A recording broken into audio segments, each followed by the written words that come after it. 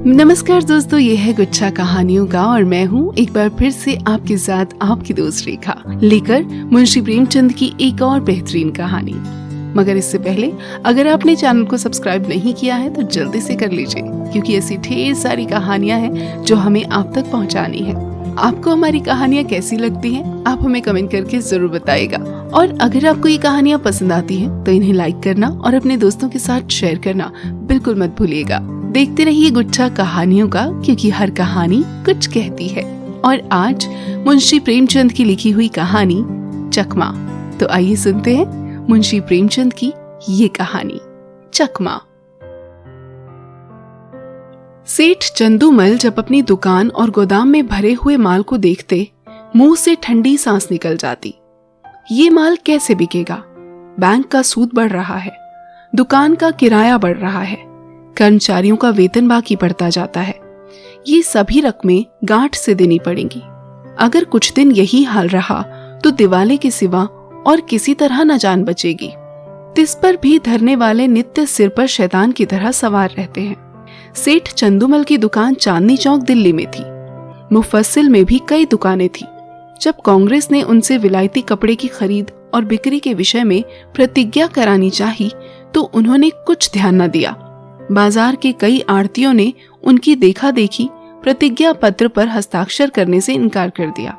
चंदूमल को जो नेतृत्व कभी ना नसीब हुआ था, वो इस अवसर पर बिना हाथ पैर हिलाए ही मिल गया। वे सरकार के खैर ख्वाह थे। साहब बहादुरों को समय समय पर डालियां नजर देते थे। पुलिस से भी घनिष्ठता थी। म्युनिसिपैलिटी के सदस्य भी थे। कांग्रेस के व्यापारिक कार्यक्रम का विरोध करके अमन सभा के कोषाध्यक्ष बन बैठे। ये इस खैरख्वाही की बरकत थी। युवराज का स्वागत करने के लिए अधिकारियों ने उनसे 25,000 के कपड़े खरीदे। ऐसा सामर्थी पुरुष कांग्रेस से क्यों डरे? कांग्रेस है किस खेत की मूली? पुलिस वालों ने भी बढ़ावा दिया। मुआहिदे पर हरगिज दस्तखत न कीजिएगा, देखें ये लोग क्या करते हैं। एक एक को जेल न भिजवा दिया तो कहिएगा। लालाजी के हौसले बढ़े। उन्होंने कांग्रेस से लड़ने की ठान ली। उसी के फलस्वरूप 3 महीने से उनकी दुकान पर प्रातः काल से 9 बजे रात पहरा रहता था। पुलिस दलों ने उनकी दुकान पर वॉलंटियरों को कई बार गालियां दी, कई बार पीटा। खुद सेठ जी ने भी कई बार उन पर बाण चलाए, परंतु पहरे वाले किसी तरह न टलते थे। बल्कि इन अत्याचारों के कारण चंदूमल का बाजार और भी गिरता जाता। मुफस्सिल की दुकानों से मुनीम लोग और भी निराशाजनक समाचार भेजते रहते थे। कठिन समस्या थी। इस संकट से निकलने का कोई उपाय न था।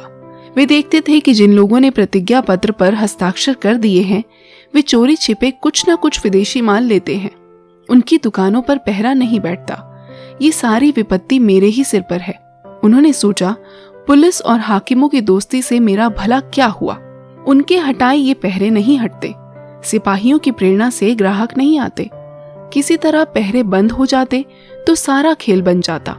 इतने में मुनीम जी ने कहा, लाला जी ये देखिए, कई व्यापारी हमारी तरफ आ रहे हैं। पहरे वालों ने उनको न जाने क्या मंत्र पढ़ा दिया, सब चले जा रहे हैं। चंदूमल ने कहा, अगर इन पापियों को कोई गोली मार देता तो मैं बहुत खुश होता। ये सब मेरा सर्वनाश करके दम लेंगे। मुनीम ने कहा, मन में तो मेरे भी यही बात आती है, पर सोचो अपमान कितना होगा। इतनी हेकड़ी दिखाने के बाद फिर झुका नहीं जाता। फिर हाकिमों की निगाहों में गिर जाऊंगा और लोग भी ताने देंगे कि चले थे बच्चा कांग्रेस से लड़ने। ऐसी मुंह खाई कि होश ठिकाने आ गए। जिन लोगों को पीटा पिटवाया, जिनको गालियां दी, जिनकी हंसी उड़ाई, अब उनकी शरण कौन मुंह लेकर जाऊं? मगर एक उपाय सूझ रहा है। अगर चकमा चल गया तो पौ बारा है। बात तो तब है जब सांप को मारूं मगर लाठी बचाकर, पहरा उठा दूं पर बिना किसी की खुशामद किए। 9 बज गए थे। सेठ चंदूमल गंगा स्नान करके लौट आए थे और मसनद पर बैठकर चिट्ठियां पढ़ रहे थे। अन्य दुकानों के मुनीमों ने अपनी विपत्ति कथा सुनाई थी। एक एक पत्र को पढ़कर सेठ जी का क्रोध बढ़ता जाता था। इतने में 2 वॉलंटियर गाड़ियां लिए हुए उनकी दुकान के सामने आकर खड़े हो गए। सेठ जी ने डांट कर कहा, हट जाओ हमारी दुकान के सामने से। एक वॉलंटियर ने उत्तर दिया, महाराज हम तो सड़क पर हैं, क्या यहाँ से भी चले जाएं? सेठ जी ने कहा, मैं तुम्हारी सूरत नहीं देखना चाहता। वॉलंटियर ने कहा, तो आप कांग्रेस कमेटी को लिखिए, हमको तो वहां से यहां खड़े रहकर पहरा देने का हुक्म मिला है। एक कांस्टेबल ने आकर कहा, क्या है सेठ जी, ये लौंडा क्या टर्राता है? चंदूमल बोले, मैं कहता हूं कि दुकान के सामने से हट जाओ, पर ये कहता है कि ना हटेंगे। जरा इनकी जबरदस्ती देखो। वॉलंटियर ने कहा, हम सड़क पर खड़े हैं, दुकान पर नहीं। कांस्टेबल का अभीष्ट अपनी कारगुजारी दिखाना था। वो सेठ जी को खुश करके कुछ इनाम इकराम भी लेना चाहता था। उसने वॉलंटियरों को अपशब्द कहे और जब उन्होंने उसकी कुछ परवाह न की तो एक वॉलंटियर को इतने जोर से धक्का दिया कि वो बेचारा मुंह के बल जमीन पर गिर पड़ा। कई वॉलंटियर इधर उधर से आकर जमा हो गए। उनकी भीड़ लग गई। किसी ने हाक लगाई, महात्मा गांधी की जय। औरों ने भी उसके सुर में सुर मिलाया। देखते देखते एक जन समूह एकत्रित हो गया। एक दर्शक ने कहा, क्या है लाला चंदूमल, अपनी दुकान के सामने इन गरीबों की दुर्गति करा रहे हो और तुम्हें जरा भी लज्जा नहीं आती? कुछ भगवान का भी डर है या नहीं? सेठ जी ने कहा, मुझसे कसम ले लो जो मैंने किसी सिपाही से कुछ कहा हो। ये लोग अनायास बेचारों के पीछे पड़ गए, मुझे सेंत में बदनाम करते हैं। एक सिपाही ने कहा, लाला जी, आप ही ने तो कहा था कि ये दोनों वॉलंटियर मेरे ग्राहकों को छेड़ रहे हैं, अब आप निकले जाते हैं। चंदूमल ने कहा, बिल्कुल झूठ, सरासर झूठ, 16 आना झूठ। तुम लोग अपनी कारगुजारी की धुन में इतने उलझ पड़े। ये बेचारे तो दुकान से बहुत दूर खड़े थे, न किसी से बोलते थे न चालते थे। तुमने जबरदस्ती ही इन्हें गर्दनी गालियां देनी शुरू की। मुझे अपना सौदा बेचना है कि किसी से लड़ना है? दूसरा सिपाही बोला, लाला जी हो बड़े होशियार, मुझसे आग लगवाकर आप अलग हो गए। तुम ना कहते तो हमें क्या पड़ी थी कि इन लोगों को धक्के देते। दरोगा जी ने भी हमको ताकीद कर दी थी कि सेठ चंदूमल की दुकान का विशेष ध्यान रखना, वहां कोई वॉलंटियर ना आए। तब हम लोग आए थे। तुम फरियाद ना करते तो दारोगा जी हमारी तैनाती ही क्यों करते? चंदूमल ने कहा, दारोगा जी को अपनी कारगुजारी दिखानी होगी, मैं उनके पास क्यों फरियाद करने जाता? सभी लोग कांग्रेस के दुश्मन हो रहे हैं, थाने वाले तो उनके नाम से ही जलते हैं। क्या मैं शिकायत करता तभी तुम्हारी तैनाती करते? इतने में किसी ने थाने में इत्तला दी कि चंदूमल की दुकान पर कांस्टेबलों और वॉलंटियरों में मारपीट हो गई। कांग्रेस के दफ्तर में भी खबर पहुंची।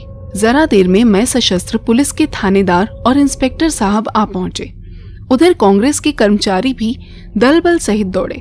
समूह और बढ़ा, बार बार जयकार ध्वनि उठने लगी। कांग्रेस के नेताओं और पुलिस में वाद विवाद होने लगा। परिणाम ये हुआ कि पुलिस वालों ने दोनों को हिरासत में लिया और थाने की ओर चले।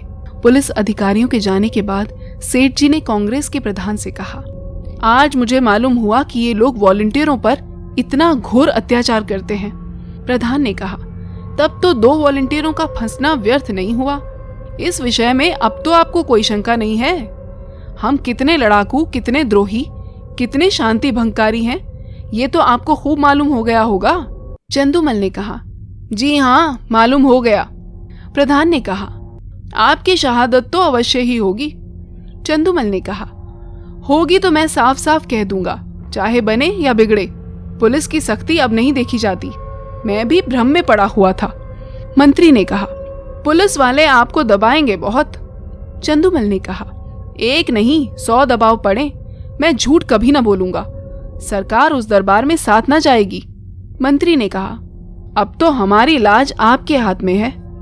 चंदूमल ने कहा, मुझे आप देश का द्रोही ना पाएंगे। यहाँ से प्रधान और मंत्री तथा अन्य पदाधिकारी चले तो मंत्री जी ने कहा, आदमी सच्चा जान पड़ता है।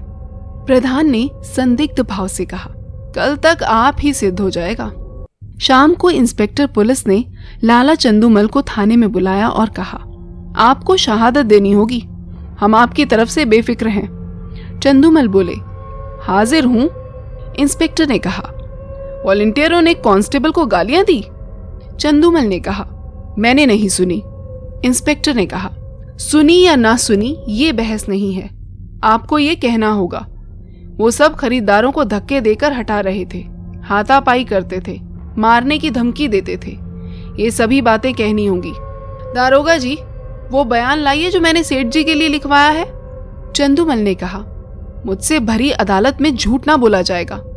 अपने हजारों जानने वाले अदालत में होंगे, किस किस से मुंह छिपाऊं? कहीं निकलने को जगह भी चाहिए।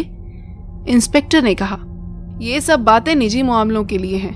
पॉलिटिकल मामलों में झूठ, सच, शर्म और हया किसी का भी ख्याल नहीं किया जाता। चंदूमल ने कहा, मुंह में कालिख लग जाएगी। इंस्पेक्टर ने कहा, सरकार की निगाह में इज्जत चौगुनी हो जाएगी। चंदूमल ने सोचकर कहा, जी नहीं, गवाही ना दे सकूंगा, कोई और गवाह बना लीजिए। इंस्पेक्टर ने कहा, याद रखिए, ये इज्जत खाक में मिल जाएगी। चंदूमल ने कहा, मिल जाए, मजबूरी है। इंस्पेक्टर ने कहा, अमन सभा के कोषाध्यक्ष का पद छिन जाएगा। चंदूमल ने कहा, उससे कौन रोटियां चलती हैं? इंस्पेक्टर ने कहा, बंदूक का लाइसेंस छिन जाएगा। चंदूमल ने कहा, छिन जाए बला से। इंस्पेक्टर ने कहा, इनकम टैक्स की जांच फिर से होगी। चंदूमल ने कहा, जरूर कराइए, ये तो मेरे मन की बात हुई। इंस्पेक्टर ने कहा, बैठने को कुर्सी ना मिलेगी। चंदूमल ने कहा, कुर्सी लेकर चाटूं? दिवाला तो निकला जा रहा है। इंस्पेक्टर ने कहा, अच्छी बात है, तशरीफ ले जाइए, कभी तो आप पंजे में आएंगे। दूसरे दिन इसी समय कांग्रेस के दफ्तर में कल के लिए कार्यक्रम निश्चित किया जा रहा था। प्रधान ने कहा, सेठ चंदूमल की दुकान पर धरना देने के लिए 2 स्वयं सेवक भेजिए। मंत्री ने कहा, मेरे विचार से वहां अब धरना देने की कोई जरूरत नहीं। प्रधान ने कहा, क्यों? उन्होंने अभी प्रतिज्ञा पत्र पर हस्ताक्षर तो नहीं किए? मंत्री ने कहा, हस्ताक्षर नहीं किए, पर हमारे मित्र अवश्य हो गए। पुलिस की तरफ से गवाही ना देना यही सिद्ध करता है। अधिकारियों का कितना दबाव पड़ा होगा, इसका अनुमान किया जा सकता है। ये नैतिक साहस में परिवर्तन हुए बिना नहीं आ सकता। प्रधान ने कहा, हाँ, कुछ परिवर्तन तो अवश्य हुआ है। मंत्री ने कहा, कुछ नहीं महाशय, पूरी क्रांति कहना चाहिए। आप जानते हैं, ऐसे मामलों में अधिकारियों की अवहेलना करने का क्या अर्थ है? ये राजविद्रोह की घोषणा के समान है। त्याग में संन्यास से इसका महत्व कम नहीं है। आज जिले के सारे हाकिम उनके खून के प्यासे हो रहे हैं। आश्चर्य नहीं कि गवर्नर महोदय को भी इसकी सूचना दी गई हो। प्रधान ने कहा, और कुछ नहीं तो उन्हें नियम का पालन करने ही के लिए प्रतिज्ञा पत्र पर हस्ताक्षर कर देना चाहिए था। किसी तरह उन्हें यहाँ बुलाइए, अपनी बात तो रह जाए। मंत्री ने कहा, वो बड़ा आत्माभिमानी है, कभी ना आएगा, बल्कि हम लोगों की ओर से इतना अविश्वास देखकर संभव है कि फिर उस दल में मिलने की चेष्टा करने लगे। प्रधान ने कहा, अच्छी बात है, आपको उस पर इतना विश्वास हो गया है तो उनकी दुकान छोड़ दीजिए। तब भी मैं यही कहूंगा कि आपको स्वयं मिलने के बहाने से उस पर निगाह रखनी होगी। मंत्री ने कहा, आप नाहक कितना शक करते हैं। 9 बजे सेठ चंदूमल अपनी दुकान पर आए तो वहां एक भी वॉलंटियर ना था। मुख पर मुस्कुराहट की झलक आई। मुनीम जी बोले, कौड़ी चित्त पड़ी। चंदूमल ने कहा, ना आए और ना आएंगे, बाजी अपने हाथ रही। कैसा दाव खेला, चारों खाने चित्त। मुनीम ने कहा, क्या अब वो दोस्त बन गए? चंदूमल ने कहा, आप भी कैसी बातें करते हैं, इन्हें दोस्त बनाते कितनी देर लगती है? कहिए अभी बुलाकर जूतियां सीधी करवाऊं? टके के गुलाम हैं, न किसी के दोस्त न किसी के दुश्मन। सच कहिए, कैसा चकमा दिया है? मुनीम ने कहा, बस यही जी चाहता है कि आपके हाथ चूम लूं। सांप भी मरा और लाठी भी न टूटी, मगर कांग्रेस वाले भी टोह में होंगे। चंदूमल ने कहा, तो मैं भी तो मौजूद हूं। वो डाल डाल चलेंगे तो मैं पात पात चलूंगा। विलायती कपड़े की गांठ निकलवाइए और व्यापारियों को देना शुरू कीजिए। एक अठवारे में बेड़ा पार है। दोस्तों, आप सुन रहे थे मुंशी प्रेमचंद की लिखी हुई कहानी चकमा। उम्मीद है आपको ये कहानी पसंद आई होगी। आप देख रहे हैं गुच्छा कहानियों का, क्योंकि हर कहानी कुछ कहती है। और आज की इस कहानी ने आपसे क्या कहा, हमें कमेंट करके जरूर बताइएगा। और अगर आपको हमारी कहानियां पसंद आती हैं तो उन्हें लाइक और शेयर करना बिल्कुल मत भूलिएगा। और अगर अभी तक आपने इस चैनल को सब्सक्राइब नहीं किया है तो जल्दी से कर लीजिए, क्योंकि अभी ढेर सारी कहानियां हैं जो आप तक हम पहुंचाते रहेंगे। देखते रहिए गुच्छा कहानियों का। आज के लिए इतना ही। मिलूंगी फिर अगली कहानी के साथ। तब तक के लिए खुश रहिए, खुशहाल रहिए, यूं ही अपना ख्याल रखते रहिए। Bye bye.